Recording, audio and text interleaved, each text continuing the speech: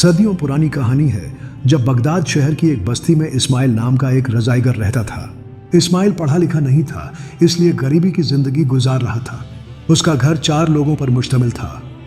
वह, उसकी बीवी नूर फातिमा और उनके 2 बच्चे। इस्माइल ही घर का अकेला कमाने वाला था। रजाइयां सिलने और पुरानी रजाइयों की मरम्मत करने के अलावा उसके पास कोई दूसरा रोजगार नहीं था। वह बस्ती के एक पुराने घने बरगद के पेड़ के नीचे बैठकर अपना काम करता था। इस्माइल पुराने कपड़ों और फटे कंबलों से रजाइयां बनाता और टूटी हुई रजाइयां सिलकर ठीक करता। सुबह से शाम तक मेहनत करने के बाद ही वह इतना कमा पाता कि अपने और अपने बीवी बच्चों का पेट भर सके। बाहरी तौर पर वह गरीब था, मगर उसका दिल बहुत सादा और दयालु था। वह रोज सुबह घर से निकलते वक्त एक रोटी साथ ले जाता। दोपहर को वही रोटी पानी के साथ खाकर अपने रब का शुक्र अदा करता। वह रोटी का एक टुकड़ा अलग कर लेता और छोटे छोटे टुकड़े करके बरगद के पेड़ के पास आने वाली चिड़ियों को खिला देता। चिड़ियां चहचहाती, टुकड़े चुगती और फिर उड़ जाती। खाना खाने और चिड़ियों को खिलाने के बाद इस्माइल कुछ देर आराम करता। फिर जोहर की नमाज अदा करने के बाद वह दोबारा अपने काम में लग जाता। उसकी सादगी और मेहनत देखकर बस्ती के लोग उसे इज्जत देते थे, हालांकि उनके लिए वह बस एक गरीब रजाईगर था। एक दिन जब इस्माइल अपनी रोटी खा चुका था और चिड़ियों को उनका हिस्सा खिला रहा था, तभी एक मुसाफिर उसके पास आया। वह मुसाफिर एक पुरानी रजाई लेकर आया था जिसकी मरम्मत करवानी थी। उसकी शक्ल सूरत से लगता था कि कोई नेक और अमीर आदमी है। उसने इस्माइल को चिड़ियों को खिलाते और रब का शुक्र अदा करते देखा। यह देखकर वह उसकी दरियादिली और सादगी से बहुत प्रभावित हुआ। मुसाफिर ने कहा, बाबा जी, आप सूखी रोटी खाकर भी अपने रब का शुक्र अदा करते हैं। इस दुनिया में ऐसे लोग भी हैं जो शाही खाना खाकर भी नाशुक्री करते हैं। आप तो इस रोटी का आधा हिस्सा इन चिड़ियों को दे देते हैं। आपका दिल कितना अमीर है। इस्माइल मुस्कुराकर बोला, मैं गरीब जरूर हूं, मगर अपने रब की दी हुई नेमतों से खुश हूं। उसने मुझे सेहत दी है। अगर सेहत न हो तो लाखों की दौलत भी बेकार है। मेरे हाथ पांव सलामत हैं। मैं मेहनत कर सकता हूं। मेरे पास सब्र की दौलत है। ये चिड़ियां मेरी पड़ोसन हैं, इन पर भी हक है। मैं इनके हिस्से का निवाला देता हूं और इनकी चहचहाहट सुनकर मेरा हौसला और बढ़ता है। मुसाफिर उसकी बातें सुनकर बहुत खुश हुआ। उसने कुरान की कुछ आयतें पढ़ी। इस्माइल ने उन्हें बड़े अदब से सुना और कहा, मुसाफिर साहब, इन आयतों का मतलब भी समझा दीजिए। मुसाफिर ने जवाब दिया, इनका मतलब है, ऐ अल्लाह, बादशाही का मालिक तू ही है। तू जिसे चाहे इज्जत दे, जिसे चाहे जिल्लत दे। भलाई और बुराई तेरे ही हाथ में है। बेशक तू हर चीज पर कादिर है। यह सुनकर इस्माइल ने मुसाफिर की रजाई सिलनी शुरू की और बोला, बेटा, मैं तुमसे मजदूरी नहीं लूंगा, बस तुम मुझे ये आयतें जुबानी याद करा दो ताकि मैं भी उन्हें पढ़ सकूं। मुसाफिर ने थोड़ी देर में उसे आयतें याद करा दी। फिर उसने सलाम किया और चला गया। मुसाफिर के जाने के बाद इस्माइल उन आयतों को बार बार पढ़ने लगा। उसे उन आयतों से बेहद मोहब्बत हो गई थी। अब वह हर वक्त उन्हें दोहराता। जब भी चिड़ियां चहचहाती, वह मुस्कुराकर कहता, वाह, तुम्हें भी ये आयतें याद हो गई हैं। उसकी जिंदगी में एक नया सुकून आ गया था। वह सुबह से शाम तक काम करता, चिड़ियों को खिलाता और आयतें पढ़कर अपने रब का शुक्र अदा करता। लेकिन जिंदगी हमेशा एक जैसी नहीं रहती। एक दिन इस्माइल पर मुसीबत आ गई। कई दिनों से कोई ग्राहक उसकी तरफ नहीं आया। न कोई नई रजाई सिलने का काम, न कोई पुरानी रजाई मरम्मत के लिए दी। इस्माइल के पास जो थोड़े बहुत पैसे बचे थे, उनसे उसने बाजार से आटा खरीदा और कुछ दिनों का इंतजाम किया। वह रोज सुबह बरगद के पेड़ के नीचे जाता, राह देखता कि शायद कोई आए, मगर कोई नहीं आता। कुछ ही दिनों में उसका लाया हुआ आटा भी खत्म हो गया। चिड़ियां भी रोज आती, मगर खाली पेट लौट जाती। इस्माइल भूखा प्यासा बरगद के नीचे बैठा रहता। कई बार उसने सिर्फ पानी पीकर गुजारा किया। अब उसे बीवी बच्चों की फिक्र सताने लगी। एक दिन वह थका हारा खाली हाथ घर लौटा। घर में अनाज का एक दाना भी नहीं था। उसकी बीवी फातिमा और बच्चे भूख से निढाल थे। 2 दिन और गुजर गए। मगर पानी के सिवा कुछ भी उनके पेट में नहीं गया। एक शाम फातिमा बहुत उदास थी। वह अपने बच्चों को भूख से बिलखते नहीं देख सकती थी। उसने इस्माइल से कहा, 4 दिन हो गए, बच्चों के पेट में एक दाना तक नहीं गया। अगर आज कुछ न खाया तो ये मासूम बच्चे मर जाएंगे।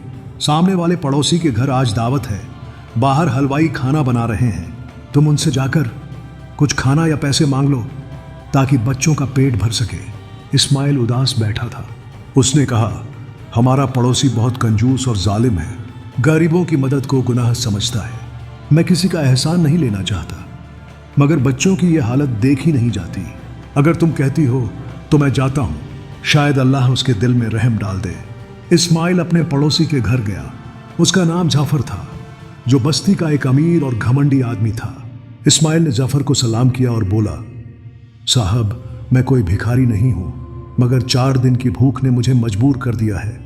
मैं अपने बच्चों के लिए कुछ खाना मांगने आया हूँ। या तो मुझे कुछ पैसे उधार दे दीजिए जो मैं बाद में लौटा दूंगा, या फिर इतना खाना दे दीजिए कि मेरे बच्चों की जान बच सके। अगर आपको यकीन न हो तो मेरे घर आकर उनकी हालत देख लीजिए। जाफर ने जोर से हंसते हुए कहा, तू तो बड़ा चालाक निकला।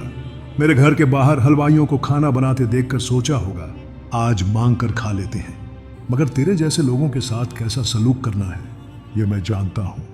जाफर ने बेदिली से इस्माइल को धक्का दे दिया। इस्माइल दीवार से टकराया और उसके माथे से खून बहने लगा। वो चक्कर खाकर जमीन पर गिर गया। कुछ देर तक इस्माइल जमीन पर पड़ा रहा। न उसके पास ताकत थी कि जफर से लड़े, न कोई सहारा था जो उसे उठाए। वो बिल्कुल बेबस था। उसने आसमान की तरफ देखा और कहा, या अल्लाह, मैंने कभी किसी का हक नहीं मारा, कभी किसी के सामने हाथ नहीं फैलाया, मगर आज अपने बच्चों की खातिर तेरे एक बंदे के सामने झुका और उसने मुझे जलील कर दिया। लेकिन तू सब देख रहा है। जफर के नौकरों ने इस्माइल को धक्के मारकर बाहर फेंक दिया। वो बेचारा फिर से गिर पड़ा, बड़ी मुश्किल से उठा और धीरे धीरे गली में चलने लगा। वो इस हालत में घर नहीं जाना चाहता था क्योंकि वो जख्मी हो चुका था। चलते चलते इस्माइल एक मस्जिद के पास पहुंच गया। उसने अपने कपड़ों की धूल झाड़ी, माथे का जख्म साफ किया और बड़ी मुश्किल से वुजू करके नमाज पढ़ने लगा। नमाज के बाद वो रोने लगा और अपने गुनाहों की माफ़ी मांगने लगा। वहीं वो आयतें दोहराने लगा जो मुसाफिर ने उसे सिखाई थी। ए अल्लाह, बादशाही का मालिक तू ही है। तू जिसे चाहे इज्जत देता है और जिसे चाहे जिल्लत देता है। उसकी आंखों से आंसू बह रहे थे और उसका दिल अपने बच्चों और बीवी फातिमा की फिक्र में डूबा था। वह सोच रहा था कि वह अपने मासूम बच्चों को भूखा कैसे छोड़ सकता है। इतने में मस्जिद में एक आदमी दाखिल हुआ। उसकी शक्ल सूरत से वह कोई रईस और नेक दिल इंसान लग रहा था। उसने इस्माइल को रोते हुए और आयतें पढ़ते देखा। इस्माइल की जुबान से आयतें सुनकर उसके दिल पर गहरा असर हुआ। उसने नमाज पढ़ी और फिर इस्माइल के पास आकर सलाम किया। उसने कहा, मैं एक व्यापारी हूँ, मेरा नाम उमर है। मैं बाजार में अपना माल बेचने आया हूँ, मगर मेरा एक साथी बीमार होकर चल बसा और मुझे एक नए साथी की ज़रूरत है। तू अल्लाह के घर में है और मैं भी। अगर तू मेरे साथ काम करेगा तो मैं तुझे तेरा पूरा हक दूंगा। बस तू वादा कर कि ईमानदारी से काम करेगा। इस्माइल ने रब का शुक्र अदा किया। उसे यकीन था कि उसकी दुआ कबूल हो गई है। उसने उमर से कहा, मैं रजाई बनाने वाला हूँ। मेहनत और ईमानदारी मेरी जिंदगी का हिस्सा है। मैं तुम्हारे साथ काम करने को तैयार हूँ। उमर ने इस्माइल को कुछ पैसे दिए और कहा, ये लो, कुछ खाने का इंतजाम कर लो। तू मुझे ज़रूरतमंद लग रहा है। हम कल से काम शुरू करेंगे। इस्माइल ने उन पैसों से बाजार जाकर आटा, दाल और कुछ सब्जियां खरीदी। वह घर लौटा और फातिमा ने खाना तैयार किया। उस रात कई दिनों बाद इस्माइल और उसके घराने ने पेट भरकर खाना खाया। बच्चे खुशी से चहक रहे थे और फातिमा की आंखों में सुकून के आंसू थे। इस्माइल ने अल्लाह का शुक्र अदा किया और कहा, यह सब मेरे रब की रहमत है। अगले दिन जब सुबह हुई तो इस्माइल उमर के साथ बाजार गया। उमर चमड़े और कपड़ों का व्यापारी था जो दूसरे शहरों से कीमती माल लाता था। उसने बगदाद के बाजार में एक छोटी सी दुकान किराए पर ली। उमर ने इस्माइल को वह दुकान सौंपी और कहा, तू इस दुकान को संभाल। मैं माल लाऊंगा और तू इसे ग्राहकों को बेचेगा। तू रजाइयाँ सिलने में माहिर है। यहाँ पुराने कपड़ों से रजाइयाँ भी बना सकता है। इस्माइल ने उमर के भरोसे पर खरा उतरने का फैसला किया। वह सुबह जल्दी दुकान पहुंचता माल को तरतीब से सजाता और ग्राहकों से नरमी से पेश आता। उसकी ईमानदारी और मेहनत की वजह से दुकान में रौनक बढ़ने लगी। लोग उमर का माल खरीदने के साथ साथ इस्माइल से रजाइयां भी बनवाने लगे। इस्माइल ने अपनी कारीगरी का जादू दिखाया। वह बहुत पुराने कपड़ों से ऐसी खूबसूरत रजाइयां बनाता कि ग्राहक देखकर हैरान रह जाते। उमर इस्माइल की मेहनत से बहुत खुश था। वह कहता, इस्माइल, तेरी वजह से मेरा कारोबार चमक रहा है। तू मेरे लिए किसी खजाने से कम नहीं। इस्माइल मुस्कुराकर जवाब देता, ये सब अल्लाह की करम नवाजी है, मैं तो बस मेहनत करता हूँ। वह रोज दुकान पर काम करने के बाद बरगद के पेड़ के पास जाता। अब भी रोटी का एक टुकड़ा चिड़ियों को देता और आयतें पढ़कर अपने रब का शुक्र अदा करता। कई सालों तक इस्माइल और उमर ने मिलकर यह कारोबार चलाया। इस दौरान इस्माइल के पास कुछ पैसे जमा हो गए। उसने अपने बच्चों को तालीम दिलवानी शुरू की ताकि वे पढ़ लिख कर बेहतर जिंदगी जी सकें। फातिमा भी अब खुश थी क्योंकि घर में अब कोई कमी नहीं थी। एक दिन उमर ने इस्माइल को अपने पास बुलाया। उसने कहा, बाबा जी, मैंने तेरे जैसा ईमानदार और मेहनती इंसान पहले कभी नहीं देखा। तेरे साथ की वजह से अल्लाह ने हमारे कारोबार में इतनी बरकत दी कि मैं इस शहर में इतना माल कभी न कमा पाता। अब मैं अपने शहर वापस जा रहा हूँ। मेरे पास तेरे लिए खुशखबरी है। ये दुकान मैं तुझे तोहफे में देता हूँ, अब ये तेरी है। बस मुझे अपनी दुआओं में याद रखना। इस्माइल की आंखें नम हो गईं। उसने कहा, उमर साहब, आपने मुझे इतना बड़ा तोहफा दिया, मैं इसका शुक्र कैसे अदा करूं? उमर ने मुस्कुराकर जवाब दिया, आपने मेरी इतने साल खिदमत की, ये आपकी ईमानदारी और मेहनत का बदला है। उसके बाद उमर ने इस्माइल को गले लगाया और अपने शहर रुखसत हो गया। इस्माइल अब उस दुकान का मालिक था। उसे कारोबार की समझ आ चुकी थी। उसने दुकान को और बढ़ाने का फैसला किया। वह अब न सिर्फ रजाइयां बनाता बल्कि चमड़े और कपड़ों का माल भी बेचता। अल्लाह ने उसके कारोबार में बरकत डाली और कुछ ही सालों में इस्माइल बगदाद के मशहूर व्यापारियों में शामिल हो गया। इस्माइल ने अपनी कमाई से एक खूबसूरत घर बनवाया। उसने उस आयत को, जो हर वक्त पढ़ता था, एक पत्थर पर तहरीर करवाकर अपने घर के दरवाजे पर लगवा दिया। ऐ अल्लाह, बादशाही का मालिक तू ही है। तू जिसे चाहे इज्जत दे, जिसे चाहे जिल्लत दे, तू हर चीज पर कादिर है। ये आयत अब उसके घर की शान बन गई थी। इस्माइल के घर में अब कई नौकर चाकर थे। रसोई में रोज शाही खाना तैयार होता। जो भी गरीब या मिस्कीन उसके दरवाजे पर आता, इस्माइल उसे बिठाता, खाना खिलाता और उसकी मदद करता। इस्माइल ने कभी अपनी पुरानी जिंदगी को नहीं भुलाया। वह रोज बरगद के पेड़ के पास जाता, चिड़ियों को रोटी और दाने डालता और कुरान की वही आयतें पढ़ता। ऐ अल्लाह, बादशाही का मालिक तू ही है।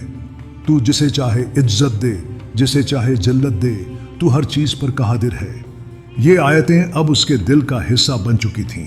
वह अपनी हर कामयाबी को अल्लाह की रहमत और अपनी मेहनत का नतीजा मानता। ये कहानी हमें सिखाती है कि दौलत और इज्जत अल्लाह के हाथ में है। जो इंसान सब्र, मेहनत और सखावत के साथ जिंदगी गुजारता है, अल्लाह उसे जरूर इज्जत देता है। इस्माइल ने अपनी गरीबी में भी कभी हिम्मत नहीं हारी और अपनी नेकी से बुलंदी हासिल की। दूसरी तरफ जफर जैसे लोग, जो दौलत के गुरूर में चूर थे, जिल्लत के गड्ढे में गिर गए। दोस्तों, ये कहानी सिर्फ एक कहानी नहीं बल्कि हकीकत है। दौलत पर गुरूर करने वाले अक्सर अपनी औकात से बाहर हो जाते हैं। हमें चाहिए कि हम गरीबों और मिस्कीनों की मदद करें, सबकी मदद करें, खैरात दें और अल्लाह का शुक्र अदा करें, क्योंकि वही बादशाही का मालिक है जो जिसे चाहे इज्जत दे और जिसे चाहे जिल्लत। उम्मीद है कि आपको ये कहानी पसंद आई होगी। अगर ये कहानी आपके दिल को छू गई हो तो इसे अपने दोस्तों के साथ ज़रूर शेयर करें और हमारे YouTube चैनल एन वॉइस को सब्सक्राइब करना न भूलें। और फिर मिलते हैं एक नई कहानी के साथ। जब तक के लिए अल्लाह हाफिज।